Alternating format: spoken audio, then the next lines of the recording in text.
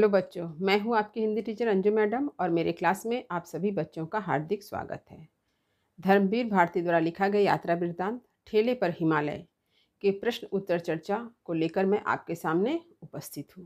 मैंने आप लोगों को पहले ही बता दिया है कि प्रश्न उत्तर चर्चा को मैं 2 भागों में आप लोगों के सामने प्रस्तुत करूँगी। भाग 1 के अंतर्गत मैंने जिन प्रश्नों की चर्चा की है उससे संबंधित वीडियो का लिंक आपके डिस्क्रिप्शन बॉक्स में दे दिया गया है।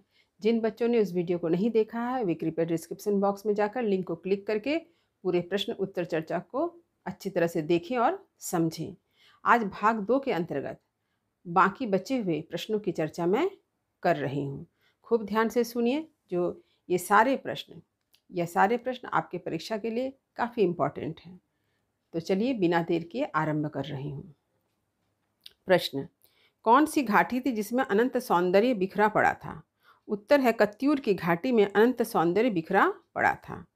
प्रश्न देखिए, कत्यूर घाटी की सुंदरता का वर्णन करें। मैंने इस प्रश्न उत्तर चर्चा को आरंभ करने से पहले बतला दिया है कि इस प्रश्न उत्तर चर्चा के अंतर्गत सभी प्रकार के प्रश्नों का उल्लेख मिलेगा, जैसे MCQ, SAQ और लॉन्ग आंसर टाइप। अभी मैं जिस प्रश्न को पढ़ रही हूँ उस प्रश्न का उत्तर जो है क्या है, थोड़ा विस्तृत है। उत्तर, कौसानी की पर्वतमाला ने अपने अंचल में कत्यूर घाटी के सौंदर्य को छिपा रखा था, जिस प्रकार कोई सुंदरी अपने सौंदर्य को अपने आंचल में छिपाकर रखती है। लेखक का विचार है कि कत्यूर घाटी के सौंदर्य में जो आकर्षण है उससे आकर्षित होकर निश्चय ही प्रेम और संगीत के उपासक यक्ष और किन्नर यहाँ वास करते होंगे। यह घाटी 50 मील चौड़ी है। यहाँ हरे मखमली कालीनों जैसे खेत हैं। गेरू की लाल लाल सिलाएं काट कर रास्ते बनाए गए हैं जो लाल रंग के अत्यंत आकर्षक प्रतीत होते हैं। लाल लाल रास्तों के किनारे सफ़ेद सफ़ेद पत्थरों की कतार है और इधर उधर से आकर आपस में उलझ जाने वाली बेलों की लड़ियों सी नदियां हैं।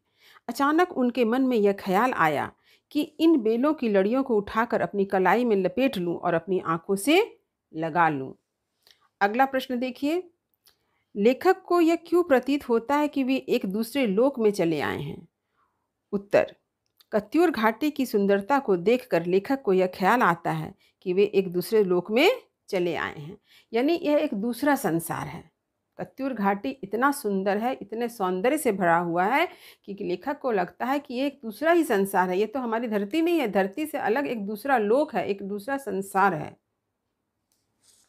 प्रश्न देखिए, लेखक को क्यों ऐसा लगता है कि इस धरती पर जूते उतारकर पांव पोंछकर आगे बढ़ना चाहिए?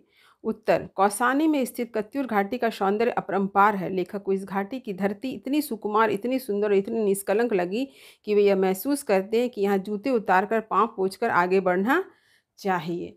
यानी ये घाटी इतनी सुंदर है, इतनी साफ सुथरी है, इतनी निष्कलंक है कि लेखक को यह महसूस होता है कि लेखक के पैर गंदे हैं, लेखक के जूते गंदे हैं, यानी जूते उतार कर यहाँ आना है। जैसे कभी कभी ऐसा होता है ना कि हम कहीं घूमने जाते हैं, वहाँ पर कोई मंदिर हो या कोई स्थान हो, इतना साफ सुथरा होता है कि लगता है जैसे कि गंदगी जमीन पर नहीं, मेरे पैर में ही है। और हम अपने पैर को झाड़ते हैं, पैर को धोते हैं ताकि उस साफ जमीन पर अपने कदम को रखें। तो ऐसा होता है। तो ये धरती जो है, यानी कत्यूर घाटी की सुंदरता भी ऐसी ही है, इतनी साफ सुंदर स्वच्छ है कि लेखक को कैसा लगता है कि जूते उतार कर पाँव धोकर यहाँ आना चाहिए, यहाँ कदम रखना चाहिए। प्रश्न देखिए, सबसे पहले लेखक ने बर्फ हिमालय कैसे देखा, वर्णन करें। उत्तर, कौसानी पहुंचकर लेखक उस घाटी के सौंदर्य का आनंद ले रहे थे, तभी अचानक बादलों में उन्हें कोई चीज दिखी जो अटल थी। अटल थी माने स्थिर थी, वो हिल नहीं रही थी। बादलों के पीछे उन्हें लगा कि कोई चीज है जो हिल नहीं रही है, अटल है, एक ही जगह पर है। अजीब रंग था, ना सफ़ेद, ना रुखला, ना हल्का नीला, पर तीनों रंग का आभास था। यानी वो जो वस्तु दिखाई दे रही थी उसका कोई रंग समझ में नहीं आ रहा था, ना सफ़ेद था, ना नीला था, ना रुखला था, यानी तीनों का रंग का आभास उसमें मिल रहा था। अकस्मात उन्हें यह समझ में आया कि ये पर्वत सम्राट नगाधिराज हिमालय है। और तब लेखक को समझ में आता है, अरे ये तो हिमालय है, तभी तो ये हिल नहीं रही है, ये कहीं अपने जगह पे स्थिर है, अटल है। लेखक की सारी खिन्नता थकावट कब दूर हो गई? उत्तर है, एक क्षण के हिमदर्शन के बाद लेखक की सारी खिन्नता थकावट दूर हो गई। यानी लेखक जब वहाँ पर पहुँचे तो उनकी जो यात्रा थी वो काफ़ी कष्टप्रद थी। पहाड़ों के रास्ते से होकर जाना पड़ा था। भयानक मोड़ों को पार करके वे कौशानी पहुँचे थे। उनके अंदर काफ़ी खिन्नता थी, निराशा थी, लेकिन जब उन्होंने हिमालय को एक क्षण के लिए देखा तो उनकी सारी निराशा, सारी थकावट, सारी खिन्नता दूर हो गई। प्रश्न, डाक बंगले के खानसामे ने लेखक को खुशकिस्मत क्यों कहा? उत्तर देखिए, डाक बंगले के खानसामे ने लेखक को खुशकिस्मत इसलिए कहा कि उनके आते ही उन्हें बर्फ दिख गई। उनसे पहले 14 टूरिस्ट आकर हफ्तों भर पड़े रहे पर उन्हें बर्फ नहीं दिखी। यानी इतना बादल छाया रहता है कि वहाँ पर हिमालय के दर्शन नहीं हो पाते हैं। लेखक काफ़ी खुशकिस्मत है कि उन्होंने वहाँ पहुँच करके उसी दिन ही हिमालय के दर्शन कर लिए। प्रश्न देखिए, पुराने साधक हिमालय क्यों जाते थे? उत्तर है, पुराने साधकों ने दैहिक, दैविक और भौतिक कष्टों को ताप की संज्ञा दी थी। वे इष्ट कष्ट से मुक्ति पाने के लिए हिमालय जाते थे। ताप मने कष्ट। हिमालय को नज़दीक से देखकर लेखक ने भी अनुभव किया कि हिमालय के बर्फ से उठने वाली ठंडी ठंडी भाप यानी हिमालय की शीतलता माथे को छू रही है और सारे संघर्ष, सारे अंतर्द्वंद, सारे ताप जैसे नष्ट हो जा रहे हैं।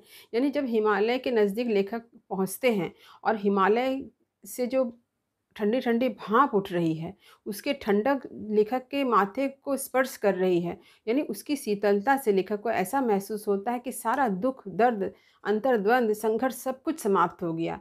और तब लेखक यह महसूस करते हैं, इसीलिए शायद पुराने साधक जो थे वे हिमालय जाकर तपस्या करते थे। प्रश्न देखिए, चिरंतन हिम किसे कहा गया है और किसने कहा है? उत्तर है, कुछ विदेशियों ने हिमालय की बर्फ को चिरंतन हिम कहा है। न जाने किस आदिम काल से यह शाश्वत अविनाशी हिम इन शिखरों पर जमा हुआ है। प्रश्न, सूरज ढलने पर घाटी में क्या दृश्य उपस्थित हुआ? उत्तर है, जब सूरज ढलने लगा तो सुदूर शिखरों पर दर्रों, ग्लेशियर, जल, घाटियों का क्षीण आभास मिलने लगा। फिर धीरे धीरे ग्लेशियरों में पिघली केसर बहने लगी, क्योंकि सूरज जब डूब रहा था तो उसका रंग कैसा हो गया, एकदम पीलापन आ गया उसमें ना, पीला में लालिमा लिए हुए, तो इसीलिए यहाँ पर केसर शब्द का प्रयोग किया गया है। बर्फ कमल के लाल फूलों में बदलने लगी, यानी जब सूरज का प्रतिबिंब जो है बर्फ में दिखाई दे रहा है तो क्या लग रहा है, लाल रंग के कमल के फूल की तरह दिखाई पड़ता है। घाटियां गहरी नीली हो गई। प्रश्न देखिए, चांद निकलने पर हिम कैसा प्रतीत हो रहा था? तो उत्तर है, मानो हिम सो रहा हो, यानी रात्रि के समय हिमालय कैसा लग रहा है, मानो हिमालय सो रहा हो। प्रश्न, दूसरे दिन लेखक और उनके मित्र घाटी से उतरकर कहाँ पहुँचे? उत्तर है, बैजनाथ पहुँचे। कितना दूर था वो? 12 मील पैदल चलना पड़ा था इसके लिए। यानी दूसरे दिन लेखक 12 मील पैदल चलकर कहाँ पहुँचते हैं? बैजनाथ। प्रश्न देखिए, बैजनाथ में कौन सी नदी प्रवाहित होती है? उत्तर है, गोमती नदी। प्रश्न देखिए, सूरज ढलने यानी रात होने पर सब चुपचाप क्यों हो गए? उत्तर, हिमालय के जिस अपूर्व सौंदर्य को देखने की चाह में लेखक और उनके मित्र कौशानी आए थे और यहाँ आकर साक्षात पर्वत सम्राट के अपूर्व अद्भुत सौंदर्य को देखकर उनके पास कोई शब्द ही नहीं थे कि वे अब क्या कहे।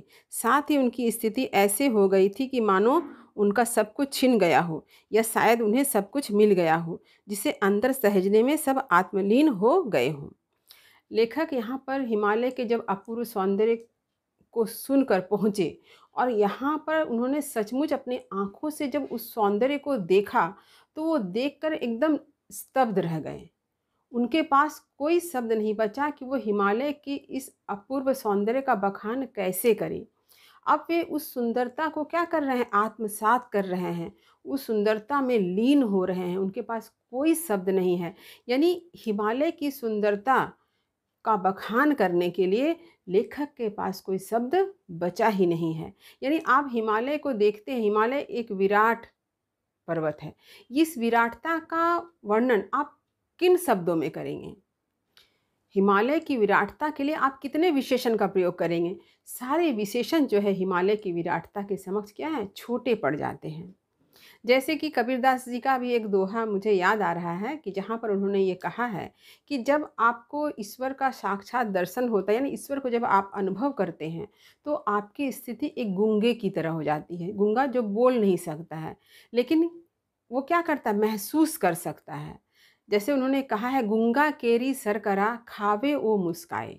यानी एक गूंगा है, उसको आपने कुछ खाने को मीठा दे दिया तो गुड़ हो या शर्करा हो या चीनी हो, जो भी हो, मीठा जब खाता है तो उसे बहुत अच्छा लगता है। लेकिन जब आप उससे पूछते हैं कि कैसा लगा तो वो बोल नहीं पाता, लेकिन क्या करता है, मुस्कुराता है। तो ऐसा ही एक अनुभव यहाँ लेखक भी करते हैं। हिमालय की विराटता को, हिमालय की अपूर्व सुंदरता को देखकर लेखक के पास कोई शब्द नहीं है कि उसका वर्णन वो किन शब्दों में करे। उनके शब्द जो हैं छोटे पड़ गए हैं, बौने प्रतीत हो रहे हैं। उनके पास शब्द नहीं है हिमालय के विराटता का वर्णन करने के लिए, हिमालय की सुंदरता का वर्णन करने के लिए।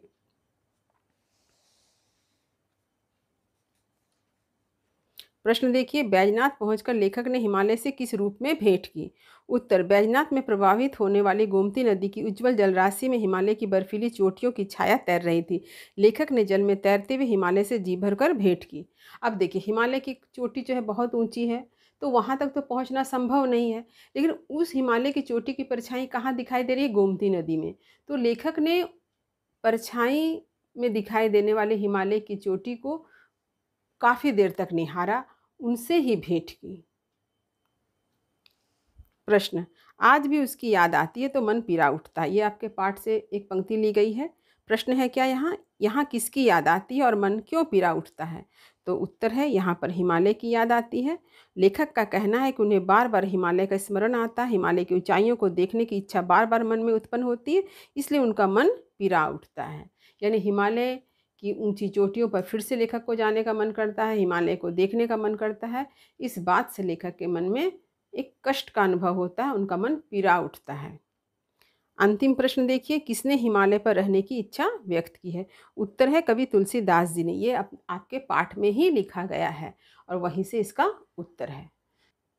उम्मीद करती हूँ कि प्रश्न उत्तर चर्चा के भाग 2 के अंतर्गत मैंने जिन प्रश्नों की चर्चा की है और उसके साथ साथ उत्तर को बतलाया है, यह आपको अच्छी तरह से समझ में आ गया होगा। इन सारे प्रश्नों को अपने कॉपी में उतारें, वीडियो को सुनें, सारे प्रश्नों के उत्तर को याद करें और अपनी कॉपी में इसे लिखने का प्रयास अवश्य करें। आप खुद अपनी जांच करें कि आपको कितना प्रश्न का उत्तर याद हुआ है। तो वीडियो को लाइक अवश्य करें, सभी पढ़ने वाले विद्यार्थियों में शेयर भी ज़रूर करें।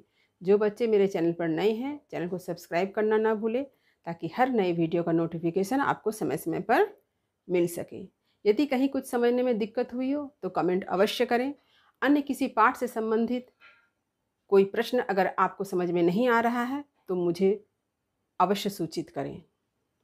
तब तक पढ़ते रहिए, जीवन में आगे बढ़ते रहिए। मेरी शुभकामनाएं आप सभी बच्चों के साथ है। धन्यवाद।